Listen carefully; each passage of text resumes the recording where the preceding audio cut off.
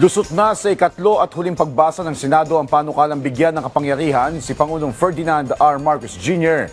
na suspindihin o bawasan ng excise tax sa langis. Ang detalye mula kay Luisa Erispe. 17 affirmative votes, no negative votes, no abstention. Senate Bill 1982 is approved on third reading. Lusot na sa ikatlo at huling pagbasa sa Senado ang pagbibigay ng kapangyarihan kay Pangulong Ferdinand R. Marcos Jr. na suspendihin ang excise tax sa langis. Sa botong 17-0-0, walang nag-no vote at walang abstain, lumusot sa plenaryo ang panukalang Senate Bill No. 1982. Pero sa bersyon ng Senado, inamyendahan ang title ng panukala. Tinawag na itong an act authorizing the President to suspend or reduce excise tax on petroleum products, amending for the purpose Article 148 of the National Internal Revenue Code of 1997. Ayon naman kay Senator Pia Cayetano, hindi ito minadali kahit pa sinertipikahan ng Pangulo na urgent ang panukala. Pinag-aralan pa rin itong mabuti ng mga senador. As an urgent measure, the Senate as a body took time to discuss this in small groups, in caucus. Some of our colleagues were able to attend the hearings. And we want to assure the public that we have taken time to really assess this, not just because it's a certified measure, minadali po natin. Si Senator Risa Hontiveros naman, bumoto rin ng yes. Pero dapat din daw na nakatutok ang gobyerno sa mawawalang kita kapag nasuspindi na o nabawasan ang excise tax. Dapat nating bantayan ang epekto sa ating pananalapi.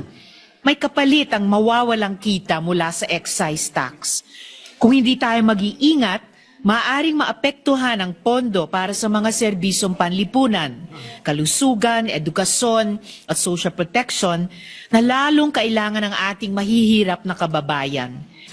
Si Senator Sherwin Gatchalian naman, aminadong naging mahirap ang desisyon sa panukalang batas. Pero nararapat lang na kahit mga oil players ay magsakripisyo rin sa problemang kinakaharap ng bansa ngayon dahil sa ubod ng taas na presyo ng langis. Ito pang pagsuspendi ng excise tax ay hindi po madali dahil marami po tayong mga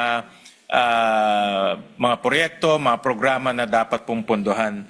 Importante rin po yung mga oil players, kasama na ho dito yung importers, kasama na dito yung mga refiners, kasama na rin po yung mga retailers, ay makasama natin dito sa pagsasakripisyo at hindi ho sasamantalahin ang pangyayari o hindi po sasamantalahin ito pong nararanasan ho natin.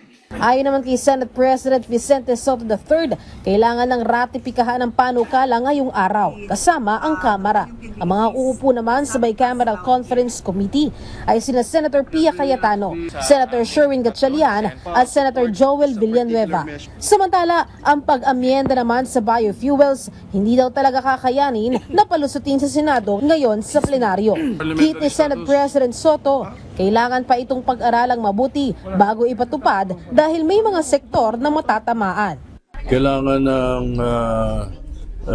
additional hearing siguro, baka hindi not necessarily talagang hearing itself, no, but we have to find out what effect it has on the sugar industry and what effect it has on the other industries that are going to be affected. Kung meron naman daw dapat pag-aralan na batas, ito ay ang deregulation sa langis. Dahil katakataka ang biglaang pagtaas ng presyo pero walang karapatan ng gobyerno na kontrolin ito. Wala nang say ang gobyerno. Sa ngayon, hindi natin alam magkano ba bili nila. Kailan nila binili? 2 weeks ago? 1 month ago? Hindi natin alam Di ba? Pero kung wala yan, balik sa dati, may pakialam ang gobyerno. So, if they do not agree with some of the points that we will be including in the excise tax law, then we will be forced to push for the repeal of the oil deregulation. Luisa Erispe para sa Pambansang TV sa Bagong Pilipinas.